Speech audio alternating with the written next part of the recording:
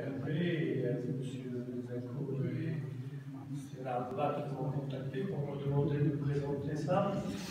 Et c'était très rapide à préparer parce que les dossiers, je les avais pas intéressés, mais pour avoir une idée sur une expérience de quelques mois. Alors effectivement, c'est un sujet d'actualité, c'est un sujet qui m'a intéressé depuis quelques années quand on a vu des congressistes, aussi bien qui sont venus de l'extérieur qu'à l'étranger, ils ont parlé du PRP, des résultats spectaculaires au niveau osseux et au niveau des tendons, des ligaments et des muscles. Alors on s'est dit qu'on va se mettre et on va essayer de voir qu'est-ce que ça va donner. Alors j'ai commencé il y a 10 mois. Pratiquement 10 mois, j'ai commencé le premier cas. Quand on contacté la firme, on nous a amené le matériel et ils nous ont montré comment on peut l'utiliser dans notre clinique au bloc opératoire au début. Alors, vous savez, le plasma riche en plaquettes, c'est utilisé actuellement pour l'arthrose, pour les blessures des tendons, des ligaments et des muscles. Qu'est-ce que c'est le PRP? Alors, le plasma riche en plaquettes est obtenu à l'aide par la séparation des constituants de sang. Donc, on obtient ces plaquettes-là, c'est le plasma, et le plasma contient des plaquettes ces plaquettes contiennent autour de leur membrane des facteurs de croissance. Ce sont donc des molécules actives qui vont s'activer et participer à la réparation naturelle des tissus lésés. Ces tissus, qu'ils soient osseux, tendineux, musculaires, ligamentaires, la cicatrisation naturelle fait appel à des cellules souches et ces facteurs de croissance, ils ont la capacité et le pouvoir d'attirer un grand nombre de cellules souches, parfois 500 fois plus. Donc on va obtenir une cicatrisation de bonne qualité et dans les meilleurs délais. Alors, pour moi, l'indication principale, et je l'utilise surtout pour l'arthrose, et surtout l'arthrose du genou, et pour les lésions tendineuses, ce sont des tendons qui sont abîmés, lésés, donc on l'appelle tendinite, mais surtout c'est une tendinose, c'est une lésion de tendon, ce n'est pas une inflammation, c'est un tendon qui est lésé, qui est abîmé, qu'il faut régénérer et qu'il faut l'aider à se cicatriser correctement. Alors, voilà, c'est la préparation et tout le processus depuis l'obtention du sang jusqu'à l'injection et l'infiltration du plasma, ça peut prendre une durée de 30 minutes. Donc il y a le prélèvement de sang, la centrifugation et les effets d'envoi et un injectant au niveau de l'os ou des parties. Voilà, et le prélèvement, on utilise un kit. C'est un kit qui permet un circuit fermé. Parce qu'avant, il y avait des pipettes, il fallait prélever du plasma tout seul. Et s'il y a une goutte de sang qui passe dans le plasma, ce plasma ne sert absolument à rien. Donc il n'est pas actif et il ne va pas donner de résultat. Donc il faut vraiment travailler dans un circuit fermé. Ce sont des flacons spéciaux qui contiennent un anticoagulant et un gel séparateur. Donc ce gel séparateur va nous permettre d'obtenir le plasma en haut et les hématies en bas. Voilà le traitement. On le met dans la centrifugeuse. Après une durée plus ou moins de 5 minutes, le sang qu'on a prélevé, c'est autour de 8 à 10 cc. 5 minutes de centrifugation de 1500 tours par minute. On obtient ce liquide jaune qui est le plasma et le culot, les hématocytes qui tombent bas, et le gel séparateur au milieu.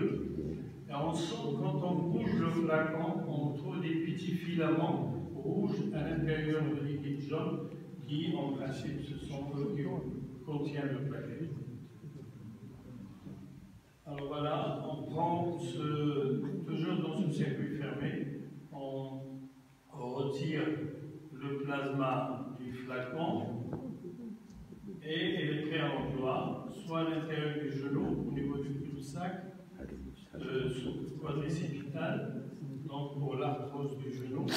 Il y a d'autres qui le font pratiquement en pleine articulation. Au niveau des tendinites rotuliennes, l'insertion du tendon rotulien sur la rotule, au niveau du tendon d'Achille et au niveau de l'épaule. Alors, je voulais vulgariser cette technique pour que le public soit au courant de l'intérêt de cette technique. Alors, j'ai mis comme ça des dépliants pour que les gens sachent ce qu'on fait, l'intérêt de cette technique, parce que les gens ne sont pas au courant. J'ai fait des flyers, donc si les médecins généralistes et le grand public, pour que les gens lisent et ils savent et ils sont au courant de cette technique, pour qu'ils viennent au médecin demander de se faire soigner. J'ai fait des émissions à la radio et des émissions à la télévision. Ça a eu un impact très très important et donc on a eu des patients qui venaient de partout demander et j'ai eu des médecins, des amis à moi, des collègues qui sont à Casa là-bas, qui m'ont appelé et m'ont dit, ils ont reçu des patients pour leur dire, on a entendu à la radio parler de PRP. Est-ce que vous faites le PRP? Nous voulons faire le PRP. Que ce soit même à Rabat, même à Casa. Je le dis, mes confrères à Casa qui m'ont contacté pour me le dire après l'émission qu'on a fait à Média TV et à la radio. Alors, une chose importante, j'ai aménagé une salle pour le PRP. Parce que normalement, comment ça se passe dans les hôpitaux? On prélève, on convoque 4 ou 5 malades pour leur faire le PRP. On prélève du sang dans des flacons, on les amène au laboratoire, on fait la centrifugation et on ramène le sang et on le donne au médecin pour les injecter dans son cabinet. Mais moi je pense que nos patients sont assez méfiants. Il faut qu'ils voient son sang devant lui, que tu lui prélèves et que tu lui remets. Alors c'est pour ça que j'ai fait cette salle avec un salon à côté et la centrifugeuse. Alors le patient est sur la table d'examen et sa famille, la femme qui a une arthrose, elle est couchée sur la table d'examen, et il y a son fils, il y a son mari qui te voit en train de lui prélever, de prendre le flacon, de le mettre dans la centrifugeuse en présence de la petite famille, et après tu prends le flacon une fois la centrifugation, tu prends du plasma et tu l'injectes à côté d'eux. Ça prend 30 minutes, mais le patient et sa petite famille sont convaincus que vous le ramez traité par son propre sang. Voilà, alors le PRP accélère le processus de récupération des pathologies aussi bien chroniques qu'aiguës, pour l'arthrose, que ce soit traumatique ou chronique, à n'importe quel stade, pour les tendinopathies, donc les épicondylite au niveau du coude, les tendons d'Achille, les ischio-jambiers, l'épaule aussi, et les blessures des ligaments. On a essayé le PRP pour les ruptures partielles et les désinsertions au niveau du genou, pour les entorses du genou, pour les ruptures des ligaments latéraux externes des chevilles, pour les retards de consolidation ou même pour les fractures récents pour lesquels on a l'impression qu'ils n'ont pas construit tout seuls et qu'il faut les aider, et pour les couvertures cutanées, dans des escarres et dans des pertes de substance cutanée ou les achats de suture. Alors, en 10 mois, j'ai pu faire réalisé 261 PRP. Je fais en moyenne 5 à 8 PRP par semaine. Alors, le plus grand nombre, c'est pour les lésions tendineuses, épaules, épicondylite du coude, la maladie du cœur au niveau du poignet, mais j'ai fait quelques cas pour les moyens fessiers au niveau du trochanter, les ischio-jambiers, le tendon rotulien et le tendon d'Achille. Pour les arthroses, surtout le genou. Surtout le genou, pour les arthroses débutantes, mais qui sont invalidantes, qui sont très douloureuses, on n'a pas encore arrivé au stade de la prothèse, le PRP est très bien indiqué. Et même pour les arthroses qui sont évoluées, il y a des patients, comme il a dit tout à l'heure, Dr. Lili, qui refusent catégoriquement la prothèse, donc on leur fait le PRP, ou pour des malades qui n'ont pas des moyens pour faire une prothèse, ou des patients qui ont une tare ou une contre-indication à l'intervention pour une prothèse. Donc aussi 35 cas de lésions ligamentaires, les 25 pour les lésions osseuses, on va les voir tout à l'heure, et 8 couvertures cutanées. Donc j'ai eu le problème de couverture cutanée, et 15 PRP pour d'autres pathologies. Alors voilà, pour les arthroses du genou, comme on l'a dit tout à l'heure, débutantes, invalidantes, ou évoluer avec contre-indication. Et soit on fait l'utilisation de PRP seul, ou associé à l'acide hyaluronique. Donc les flacons que je vous ai montré tout à l'heure, il existe chez la même firme des flacons du PRP, c'est-à-dire le gel séparateur anticoagulant, et qui contiennent l'acide hyaluronique. Donc on injecte dans le genou, et deux en même temps, donc ils ont une efficacité synergique et on a de meilleurs résultats. On va associer à l'acide hyaluronique. Pour les lésions tendineuses, c'est surtout l'épaule et toutes les autres articulations. Les lésions ligamentaires, on a les genoux et les chevilles. Et les lésions cutanées, moi surtout les pivots, moi je fais beaucoup de pivots. Je continue à faire en moyenne 4 par mois, c'est des pivots invétérés. Et donc on a des problèmes quand on les corrige bien et qui sont bien axés. Donc du côté interne, on n'arrive pas à fermer. Et on a une perte de substance cutanée qu'on n'arrive pas à couvrir.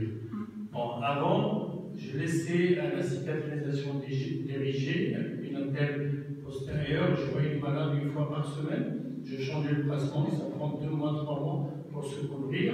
Parfois on faisait des lambeaux, mais maintenant, avec le PRP, on utilise le PRP, la thrombine et le gluconate de calcium, et ça nous donne un pansement biologique, c'est comme une membrane biologique, et ça se couvre pratiquement au maximum de 3 à 4 semaines avec de très une peau de bonne qualité. Et la consolidation osseuse, c'est dans 2 cas particuliers, soit en opérant le malade, on sent, c'est comme certains humérus, tu sens que c'est tellement communitif et que ça ne va pas consolider tout seul. Et combien de fois on a fait une greffe d'emblée dès le premier geste d'ostéosynthèse, et où il y a des os qui sont tellement ostéoporotiques qui ne vont pas consolider, qu'il y a besoin de greffe. Donc au lieu de faire une greffe au début, j'injecte du PRP et j'ai vu des résultats spectaculaires en 2-3 mois, une consolidation parfaite sans greffe dans ces cas difficiles et particuliers. Ou dans des pseudarthroses, après décortication, on prend la greffe, on l'associe à la thrombine et au gluconate de calcium et on met le tout avec, c'est comme un tapis de greffon osseux et spongieux au niveau de la pseudarthrose après décortication, et on a une consolidation rapide et de bonne qualité. On va voir quelques cas tout à l'heure. Voilà, ça c'est un patient que j'ai reçu il y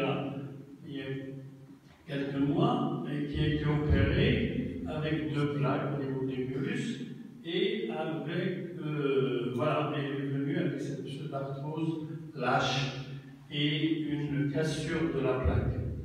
Alors, je l'ai repris, j'ai enlevé le matériel initial, j'ai décortiqué, j'ai trouvé une perte de substance assez importante. Voilà, donc j'ai préparé la greffe avec le PRP, la thrombine et le gluconate de calcium. Et voilà la greffe.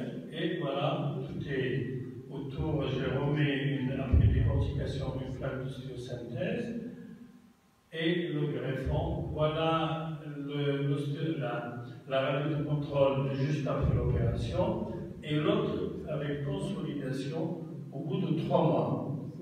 Au bout de 3 mois, avec une mobilité presque normale de l'épaule, et il a consolidé en 3 mois. 2 mois, je lui ai mis une attelle, et à 1 mois et demi, je lui ai enlevé l'attelle, on a commencé la rééducation, et la consolidation était parfaite au bout de 3 mois.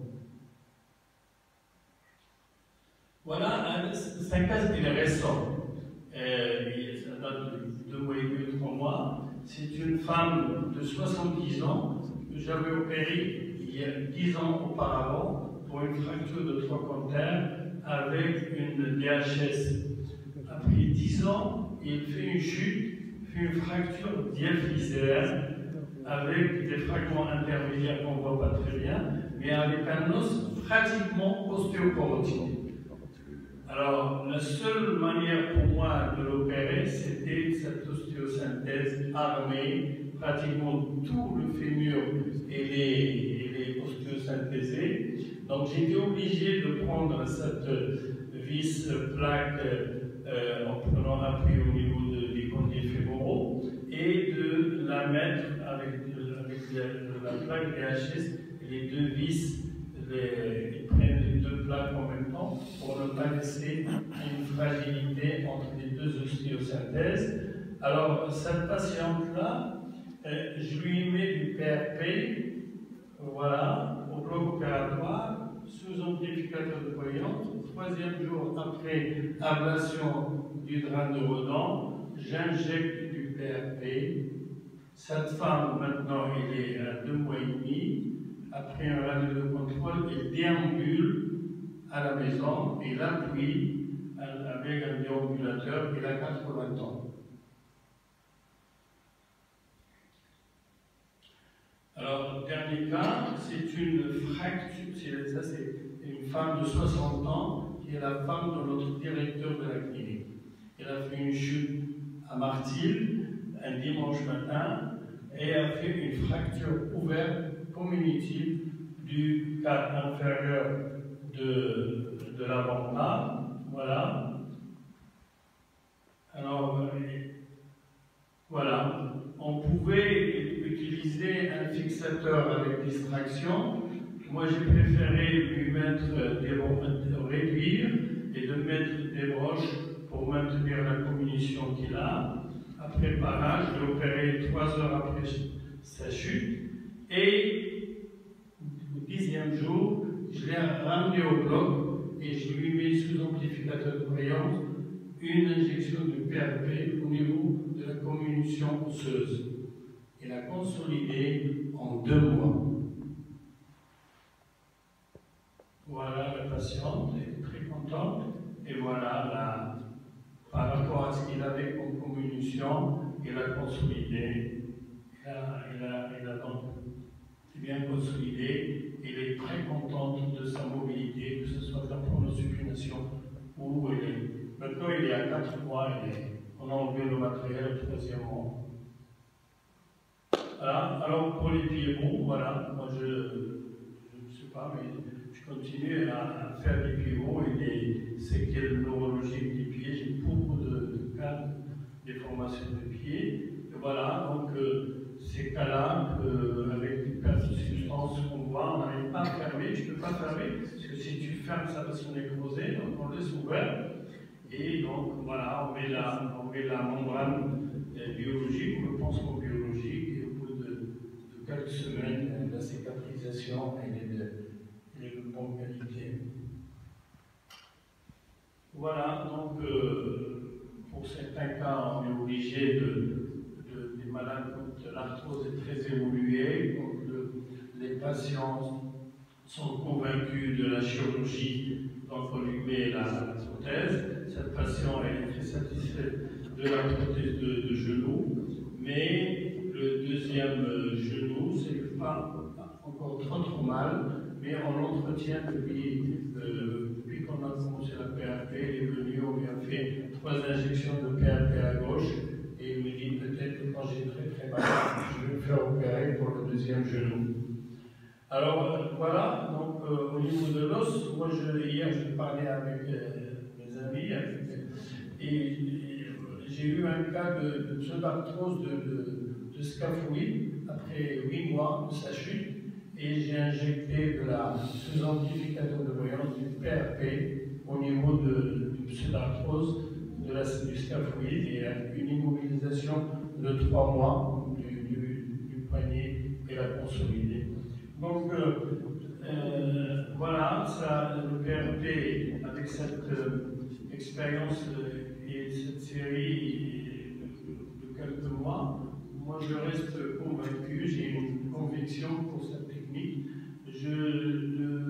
Chaque fois, j'essaie d'extrapoler, de trouver d'autres indications, parce que tout le monde dans le monde d'essayer cette technique. Mais effectivement, il permet une diminution de la douleur, une régulation de l'inflammation, une guérison naturelle, surtout qu'il n'y a pas de contre-indication, il n'y a pas d'effet secondaire, et il n'y a pas d'allergie. Et le malade, avant qu'on leur disait on va vous faire une injection au niveau de la bloc, de l'épaule, tu dis non, des corticoïdes, il ne faut pas mettre des corticoïdes. Et maintenant, quand tu lui expliques, et tu prends le temps pour lui expliquer, que c'est son sang que tu vas prélever, que tu vas lui remettre, les malades qui sont convaincus et bien acceptés. Alors, l'amélioration de la qualité des nouveaux tissus, le résultat à long terme, le traitement est non chirurgical, non médicamenteux, c'est une technique de pointe associée à la capacité de guérison naturelle du corps. Voilà, c'est pour conclure, je suis satisfait de cette technique qui est révolutionnaire, qui donne des résultats assez spectaculaires. Il faut avoir une conviction interne, il faut y croire. Nous sommes des chirurgiens, nous ne sommes pas des médecins, mais moi je vous dis, maintenant, quand j'ai des cas avant je faisais la greffe au prime abord, je leur injecte le PRP. Quand je fais la greffe osseuse pour une pseudarthrose ou pour autre, j'ajoute du PRP. Et voilà, les arthroses du genou, quand ils veulent pas se faire opérer, quand ils ont mal au début, je leur fais le PRP et je suis très content du PRP. Merci.